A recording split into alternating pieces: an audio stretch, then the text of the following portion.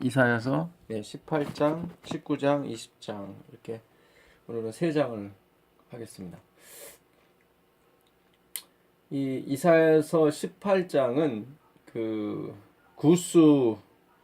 구스에 대한 이디오피아죠. 그 사도행전 8장 27절 이하에 보게 되면 그 집사 빌립이 성령의 음성을 듣고 가사 지방으로 가라는 말씀을 따라 가다가 누구를 만납니까? 이디오피아 내시를 만나게 되죠. 그 사람이 그 구스 사람입니다. 그 여왕 간다게의 그 재물을 맡았던 사람이죠.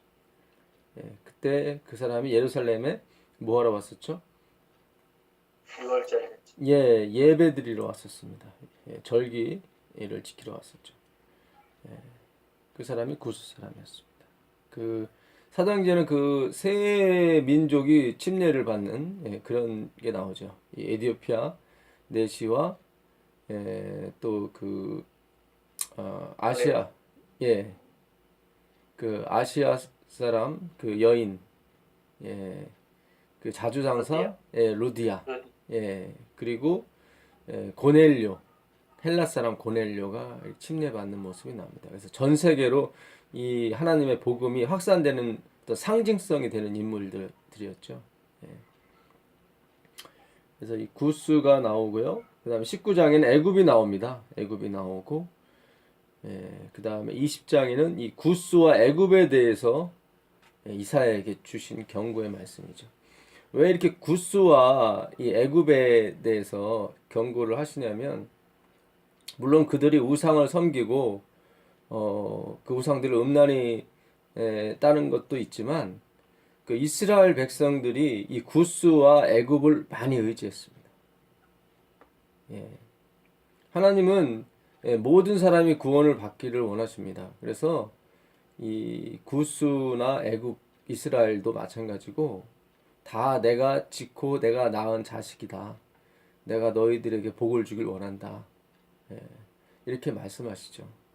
근데 특별히 하나님이 택하신 제사장 나라 이스라엘이 하나님을 의지하지 않고 애국과 구스를 많이 의지했습니다.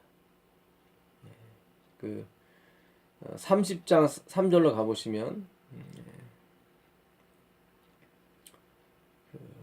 그러므로 바로의 세력이 너희의 수치가 되며 애굽의 그늘의 피함이 너희의 수욕이 될 것이다. 너희가 애굽을 의지하고 그 애굽을 의지해서 아수르와 바벨론을 묻히려고 하는데 오히려 그러한 세력들이 너희에게 뭐가 될 것이다? 수치가 될 것이다. 하나님의 그늘이 아니라 너희가 생각하는 그 눈에 보이는 권력들 그런 것들이 너희들에게 그늘이 된다면 오히려 그 권력이 너에게 수욕이 될 것이다. 그 실제로 그 36장 6절에 가보시면 히스기야 왕 때 사나립이 쳐들어오죠. 보라 내가 애굽을 믿는도다. 그것은 상한 갈대 지팡이와 같은 것이라. 사람이 그것을 의지하면 손에 찔리리니 애굽 왕 바로는 그를 믿는 모든 자에게 이와 같으니라. 물론 적군인 그 랍사게가 한 말이지만 사실 이 말이 맞습니다. 이것은 그 유다가 얼마만큼 애굽을 사랑하고 애굽을 의지했는지 몰라요. 근데 한편으로는 또 누구를 의지했습니까? 하나님을 또 의지했거든요. 이게 섞여 있었어요. 히스기야가요. 히스기야는 정말 놀라운 왕이거든요. 뭐 우상과 산당까지 다 때려 부순 그런 왕이었는데 이렇게 또 어려움이 닥치니까 또 그 인간의 본성 눈에 보이는 것을 의지하려고 하는 그런 마음들이 살아난 것입니다. 이 이디오피아 구스도 마찬가지입니다. 그 37장 그 9절로 가보시면 그때 아수르 왕이 구스 왕 이디오피아 왕이죠. 디르하가의 일에 대하여 들은즉 사람들이 이르기를 그가 나와서 왕과 싸우려 한다 하는지라. 여기 왕은 뭐냐면 이제는 아수르 왕이죠. 그러니까 구스 왕이 그 유다와 함께 힘을 합쳐서 그 아수르 사내립을 무찌르자 하고 이제 사신을 보낸 거죠. 그만큼 유다가 또 콜을 한 거죠. 구스에게 도와달라고. 예. 다 애국과 이 근처에 있는 나라들입니다. 그러니까 하나님이 주신 그 선물들인데 하나님을 의지하지 않고 그 선물들을 의지하는 꼴이 돼버린 거죠. 예. 그들이 하나님을 정말로 의지했다면 하나님께서 뭐 애굽이나 뭐 구스를 이용하셔서 그들을 물리칠 수도 있거든요, 사실은. 근데 그런 길을 가지 않고 직접 그들이 애굽과 구스에게 갔던 거죠. 그러니까 오늘 우리가 믿는 믿음은 사실은 많이 부족한 믿음입니다. 엄격히 말하면 사실은 믿음이 아니죠. 그러니까 우리가 이 눈에 보이는 것들, 이 세상에 있는 권력, 지위, 뭐 그런 거 있지 않습니까? 돈, 나의 직업, 뭐 이런 것들에 우리가 사실 많이 의존되어 있습니다. 그래서 이런 것들로는 우리가 하나님을 예배할 수가 없습니다. 그러니까 이스라엘 백성들이 광야에서 우리가 떡과 물, 고기가 없어서 예배 못 드리겠다. 하나님만 못 섬기겠다. 차라리 저 우상 섬기던 그 애굽으로 돌아가자. 거기는 떡과 물과 파, 마늘 이런 게 있지 않았느냐. 그래서 하나님께서 너희가 떡 때문에 나를 그럼 묵경배하는 거냐? 그러고선 그들에게 떡과 고기와 뭐 물과 온갖 것들을 다 주셨죠. 그렇지만 그들은 한 달도 못 돼서 또 우상을 만들고 뛰어놀기 시작했죠. 이게 인간의 마음입니다. 그래서 부끄럽게 하셨죠. 아, 내가 이렇게 많이 가져도 이게 안 되는구나. 사람이 떡으로만 사는 것이 아니라 하나님의 말씀으로 사는 것이구나 하는 걸 그때 깨닫게 되는 거죠. 자, 그래서 그 20장으로 한번 가보겠습니다. 20장으로 가보시면 여기 이사야에 대한 그 하나의 그 사건이 나오는데요. 아수르의 사르곤 왕이 다르단을 아스도롯으로 보내매 그가 와서 아스돗을 쳐서 취하던 해니라. 그러니까 아수르 왕이 쳐들어온 거죠. 그래서 블레셋 땅에 있는 그 아스돗을 쳤습니다. 그때 여호와께서 아모스의 아들 이사야에게 말씀하여 이르시되 갈지어다 네 허리에서 배를 끄르고 네 발에서 신을 벗을지니라 하시매 그가 그대로 하여 벗은 몸과 벗은 발로 다니니라. 하나님께서 이사야에게 너 배 옷이죠. 그 배를 벗고 배를 끄르고 옷을 벗으라는 얘기죠. 그리고 신도 벗으라. 그러니까 다 벗은 몸으로 다니라는 거예요. 이런 망측할 수가 있습니까? 참 이 하나님의 종이 된다는 것은 참 이게 쉬운 일은 아닌 것 같아요. 이게 참 이사야 하면은 이 왕족이거든요. 선지자고. 근데 벗은 몸으로 그것도 아주 오랫동안 3년 동안이나 그렇게 다닙니다. 여호와께서 이르시되 나의 종 이사야가 몇 년 동안요? 3년 동안.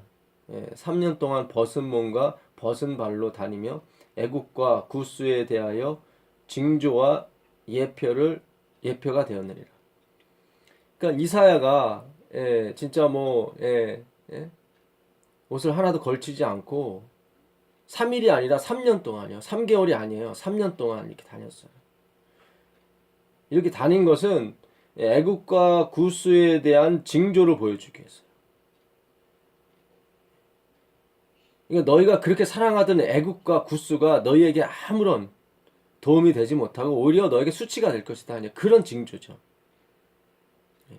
야수르가 쳐들어왔다. 이들이 너희들은 애굽 내가 돈만 있으면 내가 힘만 있으면 그걸 다 할 수 있을 텐데 병도 고치고 다 할 수 있었을 텐데 이런 생각들이 다 수치로 돌아갈 것이다. 그 말씀이죠.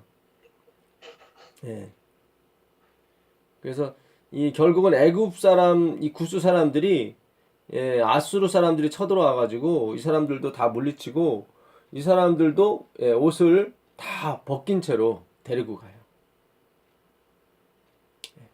실제로 이사야의 예언이 그대로 맞아 떨어지는 거죠.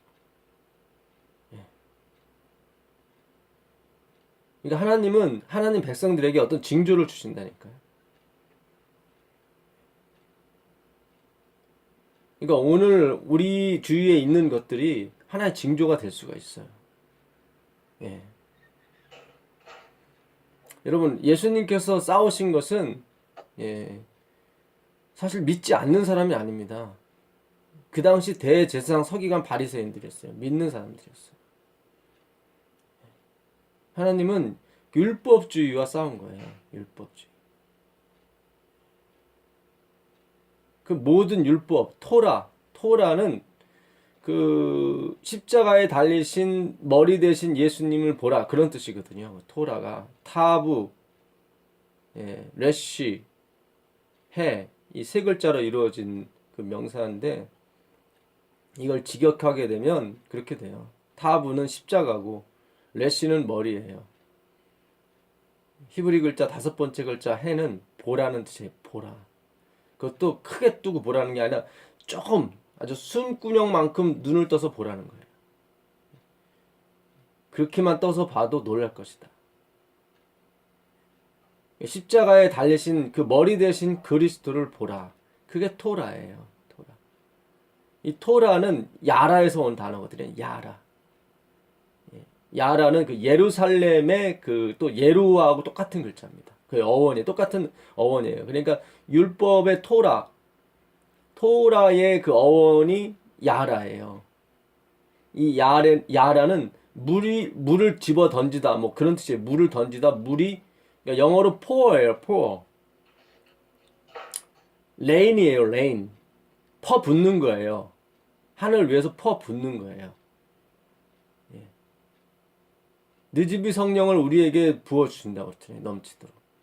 그게 토라예요. 그게 야라예요. 야라. 그러니까 하나님이 포인트 아웃 가리키시는 것이죠. 그래서 그 토라 야라는 그 물을 가리킵니다. 물. 그 물은 곧 말씀이라고 그랬거든요. 전에 제가 그 이름이라고 했던 그 여호와의 이름이 하나님의 이름 그 이름이라고 했던 그 히브리 글자도 샴이에요. 샴인데 그 샴에다가 복수형 아인을 붙이면 샴아인인데 그게 하늘이에요. 그 샴은 이름이에요. 여호와의 이름 샴. 그 쉰이라고 하는 21번째 글자는 그리스도를 뜻하고 맴이라고 하는 그 글자는 물을 뜻해요. 물. 두 글자가 합쳐서 샴이에요. 그게 이름이에요. 여호와의 이름. 거기에 복수형을 붙이게 되면 복수형 아임을 붙이게 되면 샴아임인데 이게 뭐가 되냐면 하늘이 돼요. 그러니까 하늘은 물이 있는 곳이고 그 물은 뭐를 상징합니까? 말씀을 상징합니다. 말씀.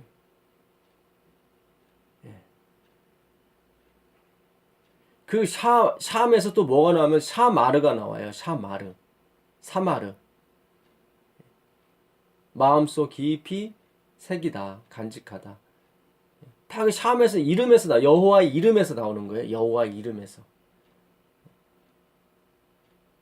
너희 이스라엘 백성들아 너희는 들을지어다. 신명 6장 4절 말씀에 그 듣다, 청종하다, 순종하다, 그냥 듣다거든요. 그를 청종하다, 순종하다로 이렇게 번역이 된 겁니다. 그것도 샤마예요. 쉐마. 다 샴에서 나온 여호와의 이름에서 나온 거예요. 그 여호와의 이름은 뭐예요? 그리스도. 이 신이라고 하는 21번째 글자 신이라고 하는 그리스도를 뜻합니다. 그리스도.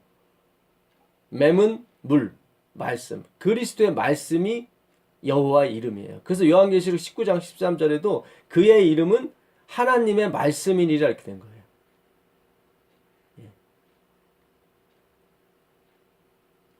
그러니까 율법주의라고 하는 것은 그 하나님의 말씀은 누구만이 이룰 수 있냐면 하나님만이 이룰 수가 있어요. 하나님만.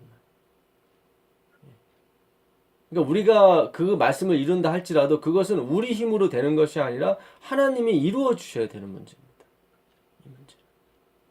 근데 율법주의는 내가 그걸 이룰 수 있다고 생각하고 도전을 하는 거예요. 예. 그 예수님께서 돌아가실 때 하신 말씀이 뭐죠?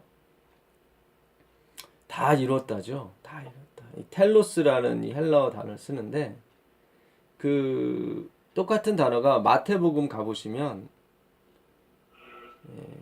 마태복음 7장 28절로 가보겠습니다. 마태복음 7장 28절 가보시면 예수께서 이 말씀을 마치심에 무리들이 그의 가르치심에 놀라니. 그러니까 예수께서 이 말씀 산상보훈 말씀이죠.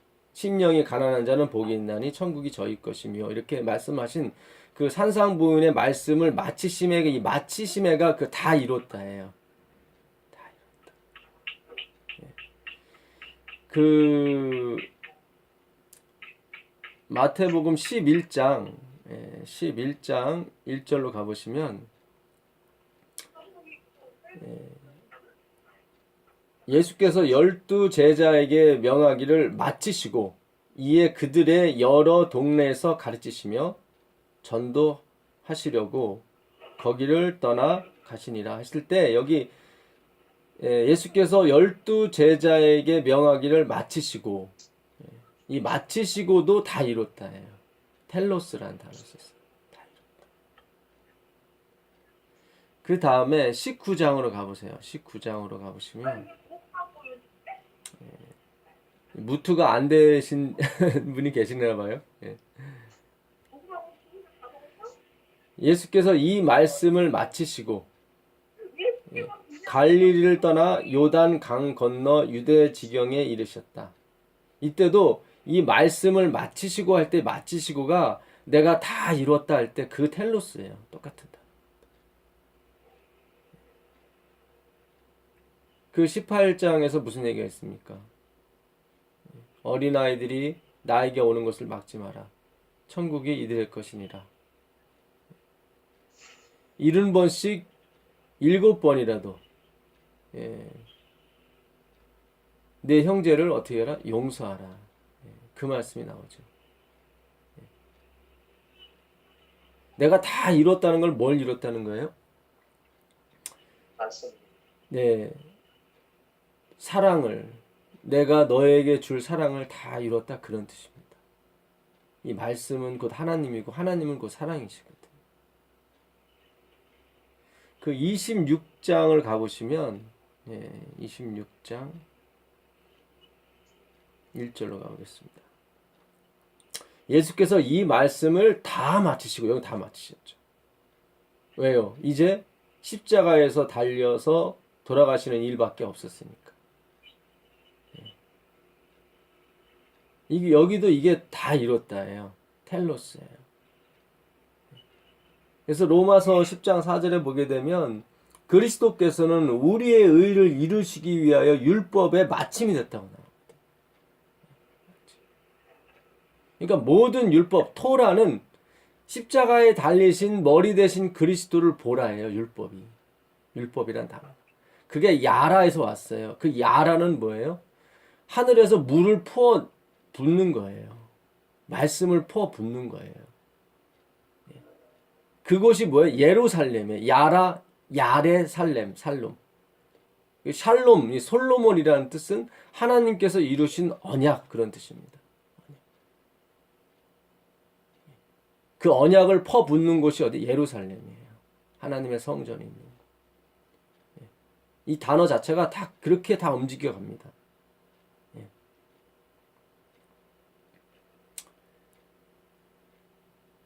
그 어느 형제가 결혼하기 전에 여자친구하고 아이가 생겼어요. 근데 이제 부모님이 반대를 하니까 고민을 하다가 어느 목사님한테 가서 물어봤어요. 근데 그 목사님은 지총을 거부해가지고, 그러니까 군대를 이 병역을 거부한 그 목사님이라 형무소를 한 3년 다녀오신 분이었어요. 좀 젊으신 분이었는데. 아, 목사님 어떻게 할까요? 이 부모님은 반대하고, 예. 여러분, 제가 누구를 비난하는 거 아닙니다. 예, 오해하지 마세요. 근데 그 목사님이 뭐라고 말씀하셨냐면, 아이, 예, 그 주변에 그 무트를 좀 해주시면 예, 좋겠습니다. 예, 그 지우라. 예, 지우는 게 형제한테 좋을 것 같다고. 어느 분이 무트가 안 되신 것 같은데요. 네, 무트를 좀 해주세요. 그래갖고 또 이제 다른 분한테 가서 물어 여쭤봤는데 이제 둘 다 젊은 분이었죠. 예, 근데 그분은 뭐 지우라, 나라 아무 말도 안 하시더래요. 그래서 결국은 가서 지우라고 그랬나 봐요. 근데 그 아가씨는 이제 불교 쪽이었고 그냥 물벼락 한 대 맞은 거죠. 그 아가씨한테. 네가 그러고도 기독교인이냐? 이러면서.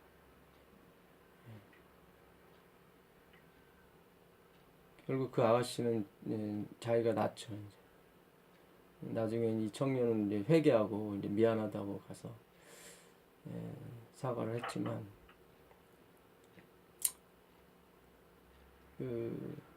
이 집총을 거부한다는 것은 이제 악의 모양이라도 취하지 말라는 그 말씀에 의지해서 이제 그 총을 안 잡는 거거든요. 살생 무기를. 그럼으로써 자기를 말씀을 이루려고 했고 자기를 깨끗하게 하려고 했는데 진짜 의외의 대답을 들은 거죠. 그 청년은. 예. 그 어느 그 교우분이 가게를 그 같은 믿는 분에게 넘기셨는데 나중에 알고 보니까 다른 사람한테 넘기려는 가격보다 더 많이 얹어서 파는 거예요. 근데 그분은 이제 정말 안식일도 잘 지키고 11조도 철저히 내주셨던 분이었죠. 제가 그런 광경을 보고 그렇구나. 이게 이제 그분들은 11조를 철저히 내고 안식일을 지키면 복도 받고 구원도 받는다고 생각했죠.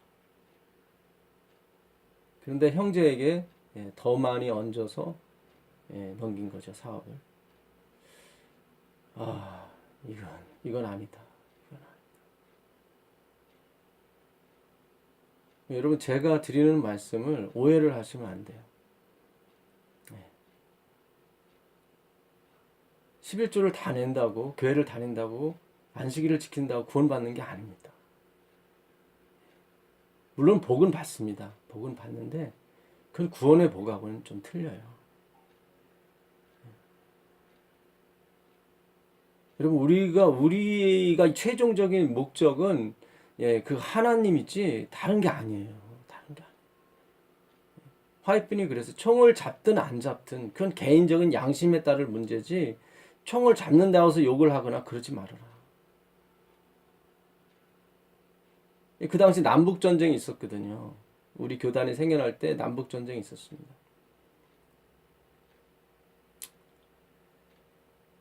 그래서 이제 목사님들이 다 서명을 해갖고 의회에 탄원서를 넣은 거예요.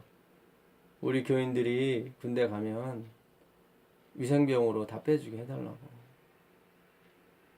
엘렌 화이트분이 그거를 듣고 대노를 한 거죠. 아니, 하나님이 시퍼렇게 저기 살아계신데 어디 가서 뭘 하나님께 탄원해야지 어디 가서 탄원을 하십니까, 여러분?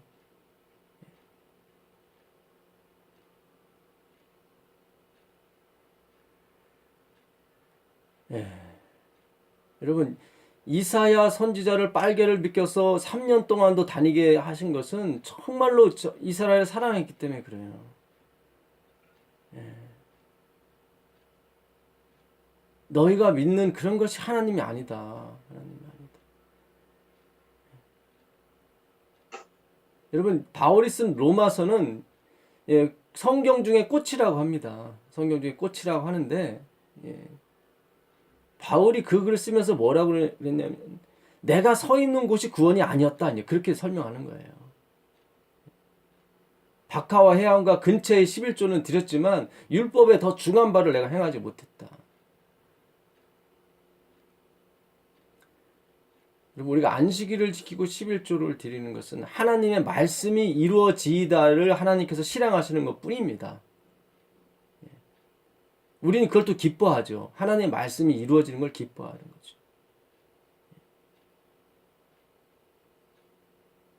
이것으로 우리가 구원을 얻는 것이 아닙니다. 100년 동안 이렇게 끌어왔어요. 이제는 우리가 중단을 해야 되는 거예요. 이걸 오해를 하셔서 또 막 안 내도 된다 그런 뜻이 아니잖아요. 그렇죠?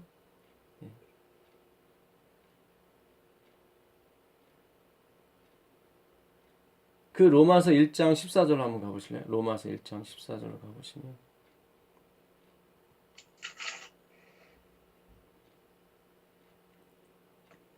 헬라인이나 야만인이나 지혜 있는 자나 어리석은 자에게 다 내가 무슨 자다? 빚진 자다. 빚진 자다.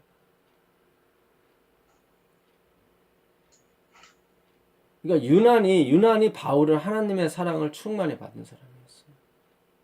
그 사람의 사랑을 충만히 받다 보니까 자기 이름 사울이라는 것도 싫은 거예요.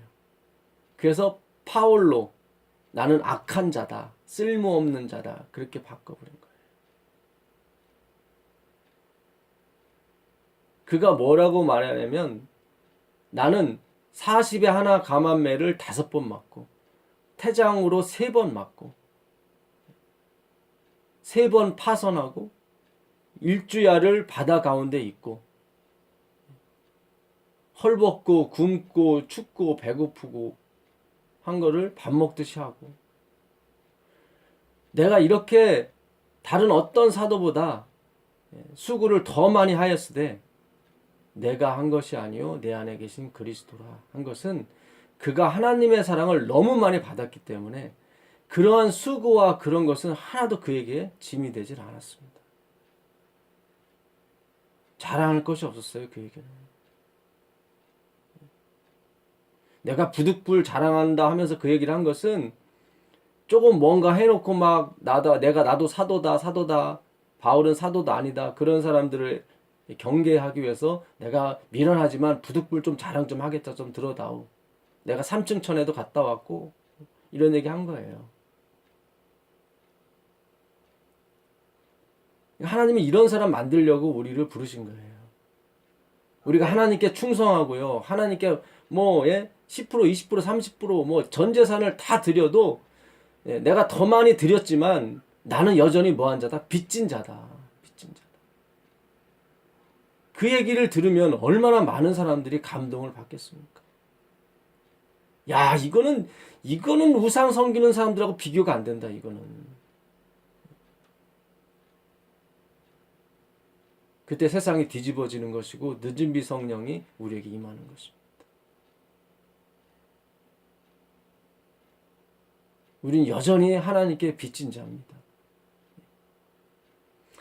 그 이사야 40장 3절 한번 보세요. 이사야 40장 3절 보세요.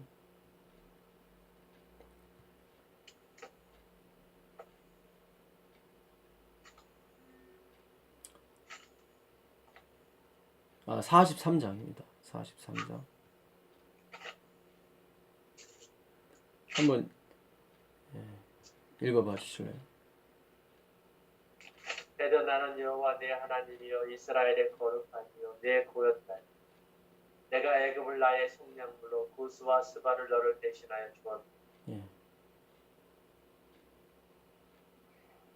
지금 너를 창조하신 이스라엘 너를 창조하신 하나님, 야곱아 너를 지으신 그 여호와가 너에게 말한다. 내가 애굽을 그리고 구스를 너의 속량물과 너를 대신해서 주었다.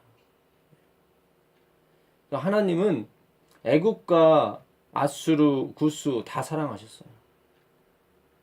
그 이사야서 오늘 본문인 이사야서 19장 27절, 28절 가보겠습니다. 이사야서 19장.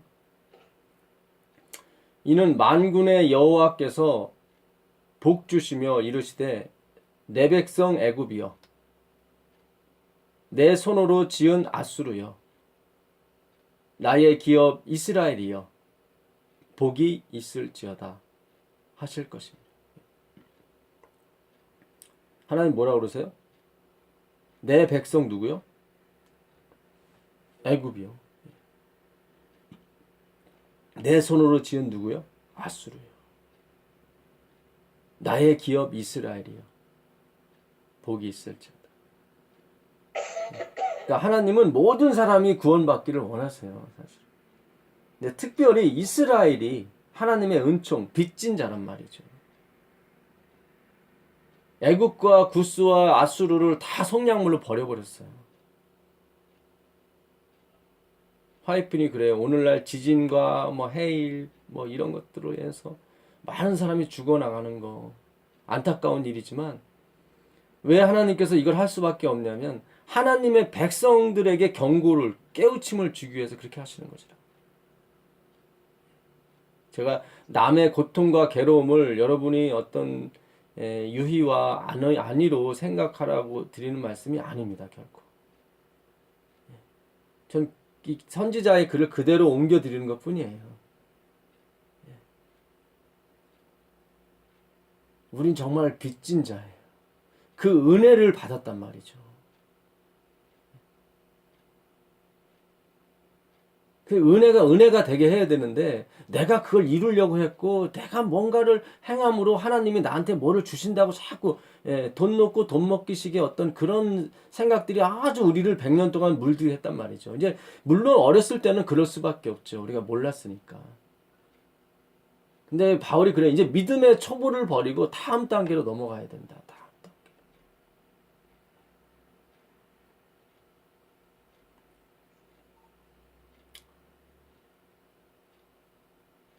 단계. 아까 20장 조금 더 보겠습니다. 20장 아까 보시면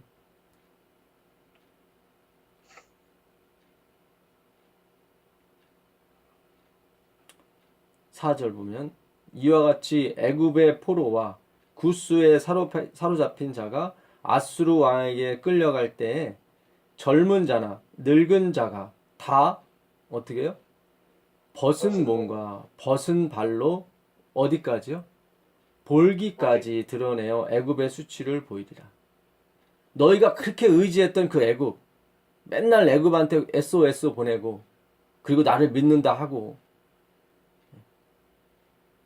너희가 그렇게 의지했던 그 구스, 그런 사람들이 다 뭐예요? 진짜 이사야가 본 그 환상처럼 진짜 하나도 걸치지 못하고 다 포로가 돼서 다 벗은 몸으로 가는 걸 보게 될 것이다. 그들이 바라던 구스와 그 자랑하던 애굽으로 말미암아 그들이 놀라고 부끄러워할 것이라. 세상에 애굽은 구스는 그렇게 안 될 줄 알았는데 깜짝 놀란 거죠. 그날에 이 해변 주민이 말하기를 우리가 믿던 나라 곧 우리가 아수르 왕에게서 벗어나기를 바라고 달려가서 도움을 구하던 나라가 이같이 되었은즉 우리가 어찌 능히 피하리요. 여러분 우리의 실패가 아닙니다. 하나님의 사랑이에요. 하나님께서 돌아오라고 말씀하시는 거죠.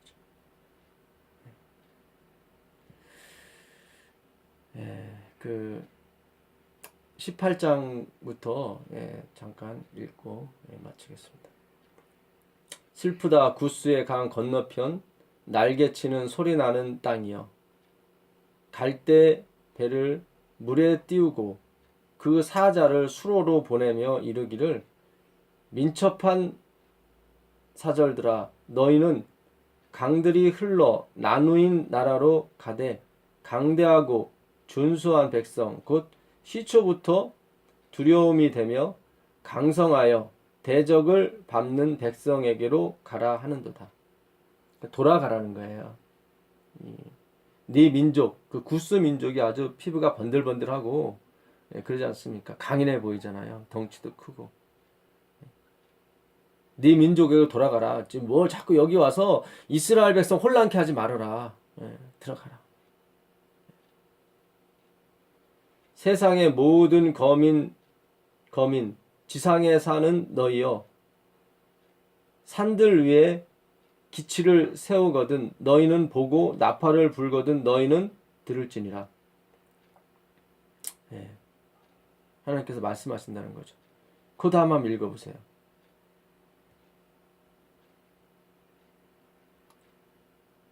여호와께서 내게 이르시되 내가 나의 처소에서 조용히 감찰함이 쬐이는 일광 같고 가을 더위에 운무 같도다. 내가 가만히 하나님께서 가만히 내가 한번 그 태양이 가만히 비춰지는 것처럼 내가 한번 보겠다. 추수하기 전에 꽃이 떨어지고 포도가 맺혀 익어갈 때 내가 낫으로 그 연한 가지를 베며 펴진 가지를 찍어 버려서 산의 독수리들과 땅의 든짐들에게 던져 주리니 나의 독수리들이 그것으로 여름을 지내며 땅의 든짐승들이 다 그것으로 겨울을 지내리라 하였습니다. 내가 너희를 짐승의 밥으로 줄 것이다. 그런 얘기죠. 너희들의 열매, 너희들이 다 가꿨던 그런 것들이 뭐예요? 다 짐승의 밥, 다 남의 것이 될 것이다. 그런 뜻입니다. 그때 강들이 흘러 나누인 나라에 장대하고 준수한 백성 곧 시초부터 두려움이 되며 강성하여 대적을 밟는 백성이 만군의 여호와께 드릴 예물을 가지고 만군의 여호와의 이름을 두신 곳 시온산에 이르리라. 이 여호와의 이름이 뭐예요? 말씀이에요. 말씀이에요. 여호와의 말씀을 두신 곳 시온산 예루살렘이죠. 누가요? 구스 사람이 결국 예물을 가지고 올 것이라는 얘기죠. 예루살렘은 하나님을 예배하러 이렇게 오러오는 것이지 정치적으로 뭐를 샤바샤바 해가지고 누구를 무찌르고 하나님 별도로 하고 우리가 하나님 지켜드리겠습니다. 그런 식으로 오는 데가 아니라는 거죠. 예루살렘은 돌아가라는 거예요. 돌아가라.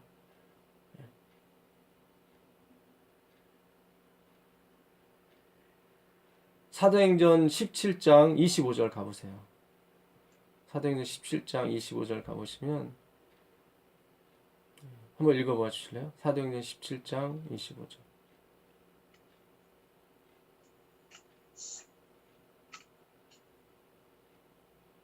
또 무엇이 부족한 것처럼 사람의 손으로 섬김을 받을 것이 아니니 이는 만민에게 생명과 호흡과 만물을 친히 주시는 지. 하나님이 뭐가 부족해서 뭘 가져오라 하시는 분이 아니에요. 그런 거 아니에요. 내가 아니면 이 사업을 어떻게 해? 내가 아니면 이 교회는 어떻게 돼? 그거 아니라니까. 그거 아니라니까. 그런 생각을 가지고 온다면 돌아가라. 돌아가라.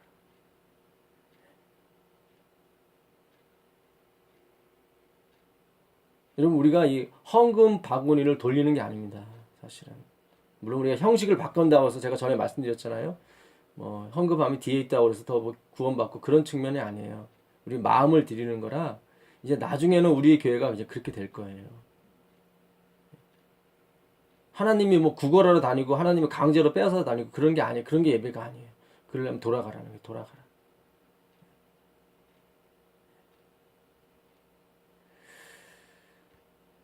이사야서 다시 19장 가보겠습니다.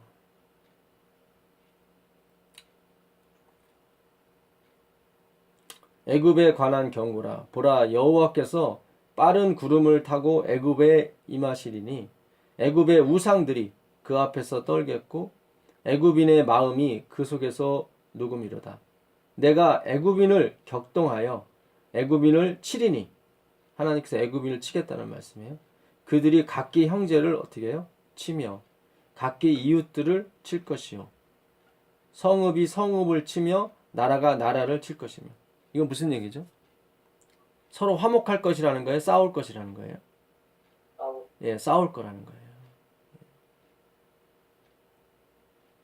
서로 교인끼리 싸우고 서로 막 잡아먹으려고 하고 그거를 여호와께서 친다고 표현하는 것입니다.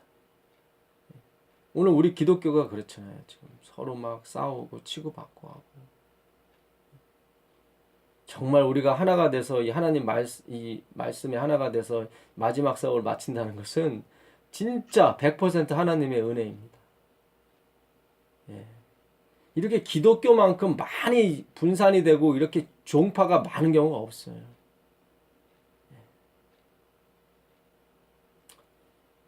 애굽인의 정신이 그 속에서 쇠약할 것이요 그의 계획을 내가 깨트리리니 그들이 우상과 마술사와 신접한 자와 요술객에게 물으리로다.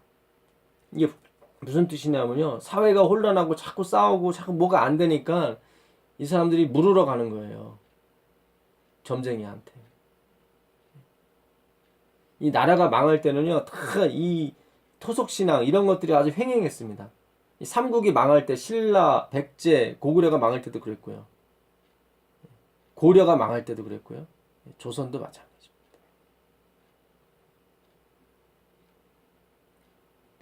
14절로 가보겠습니다. 14절 보시면 여호와께서 그 가운데 어지러운 마음을 섞으셨으므로 그들이 애굽을 매사에 잘못 가게 함이 취한 자가 토하면서 비틀거림 같게 하셨다. 그 옆에 있는 왕의 옆에 있는 그 모사들이 뭔가를 지혜롭게 얘기한다고 했는데 오히려 그게 더 어떻게 된 거예요? 화를 부르게 되고 막 화를 자초하게 되는 거예요. 그 이유는 하나님께서 어지러운 마음을 섞으셨기 때문에 그래요. 왜요? 그들이 하나님만을 쳐다보지 않았기 때문에. 세상에 있는 것, 눈에 보이는 것들을 하나님이 주신 선물들을 의지하고 살았기 때문입니다. 17절 보시면 유다의 땅은 애굽의 두려움이 되리니 이는 만군의 여호와께서 애굽에 대하여 정하신 계획으로 말미암았습니다. 그 소문을 듣는 자마다 떨리라. 유다가 강해서 애굽이 떠는 게 아니라 하나님께서 그렇게 계획을 세우셨다. 그러니까 유다가 강성해질 때가 있거든요. 그때 너희는 뭐 하지 마라? 교만하지 마라. 교만하지 마라. 이게 다 어떻게 보면 히스기야에게 주는 사실 메시지입니다. 히스기야가 잘 나갔잖아요. 자기가 개혁을 해가지고 막 엄청나게 부국강병을 이뤘는데 또 교만한 거죠. 그가 아팠을 때 뭐라고 그래요? 하나님, 내가 하나님을 위해서 한 일을 좀 기억해달라고 막 그러잖아요. 자신을 자꾸 드러낸다고요. 그래서 이 성경은 사실 이 마지막 재림운동을 하는 백성들에게 주신 기별입니다. 사실은. 이 마지막을 보고 하나님께서 다 쓰신 글이에요. 사실은. 그 다음에 22절 보겠습니다. 22절 보시면 여호와께서 애굽을 치실지라도 치시고는 뭐 하실 것이요? 고치실 것이므로 그들이 여호와께로 돌아올 것이라. 여호와께서 그들의 간구함을 들으시고 그들을 고쳐 주시리라. 희망이 있죠. 희망이 있어요. 그러니까 하나님의 말씀은 다 희망이에요. 사실 희망입니다. 그날의 애굽에서 그 24절 그날에 이스라엘이 애굽 및 아수르와 더불어 셋이 세 개 중에 뭐가 돼요? 복이 될 것이다. 이는 만군의 여호와께서 복 주시며 이르시되 내 백성 애굽이여 내 손으로 지은 아수르여 나의 기업 이스라엘이여 복이 있을지어다 하실 것입니다. 이게 하나님의 마음이죠. 사실. 근데 특별히 누구를 사랑하셨어요? 이스라엘. 그 43장의 3절 1절에 보게 되면 야곱이라고 나오죠. 야곱은 이름이 뜻이 사기꾼이라는 뜻이거든요.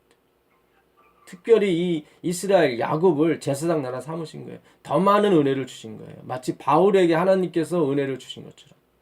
오늘 우리에게 진리가 왔고 오늘 우리에게 하나님의 은혜가 비친 것은 하나님을 더 알으라고, 그 하나님의 사랑을 더 깨달아서 세상 만민에게 빚진 자가 되라고 주님께서 은혜를 주시는 겁니다. 이게 돈 놓고 돈 먹기식의 어떤 그런 종교 형태가 아니에요. 우리는 하루빨리 여기서 벗어나야 돼. 이거는 약간 우리에게 초반부에 주께서 주신 빛이지 이것이 그대로 가지 않습니다. 정말 이 하나님의 은혜가 우리 마음의 비침으로 말미암아 정말 이사야가 옷을 다 벗고 3년 동안 안 다녀도, 그렇게 우리에게 안 보여줘도 우리가 벗은 사람이고 우리가 수치 있는 사람이고 우리가 눈먼 사람인 것을 스스로가 깨달아서 정말 하나님 앞에 항상 겸손한 마음으로 내게 주신 은혜가 내게 족하다는 그 믿음으로 살아가는 여러분과 제가 되길 간절히 바라면서 오늘 말씀 마치겠습니다.